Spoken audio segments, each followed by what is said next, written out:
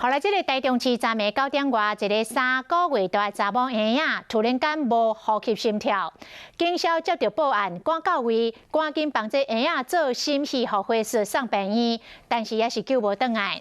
婴仔身躯并无外伤，因徛过管理员讲，当时有听到有人咧冤家，是毋是甲这个婴仔死亡有关系？当咧调查。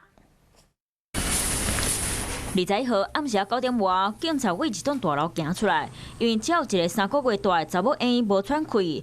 当时警察伫咧救护车赶过来进前，就先替查某婴做 CPR， 尾后救护人员嘛接手继续解救，尾后送病院抢救，嘛是无妨救回来。远警转报3人出警，然后就在现场做 CPR， 然后送往医院。 厝边头尾的人拢唔知影发生什么代志，不过做利息的大楼管理员讲，因交接的记录簿啊，有写到当时有人伫咧冤家，尾后警察来呀，救护车嘛来呀。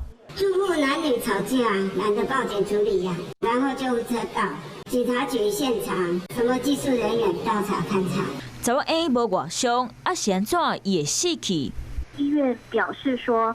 孩子的部分，他其实是衣着干净，那也没有外显的任何伤。这个家庭有一些通报记录，那但是呢，有关孩子的部分是都没有任何虐的这样的一个状况。听讲查某婴的妈妈37岁，当时是妈妈43岁真翁打电话报警的，查某婴的老爸是谁，无人知影。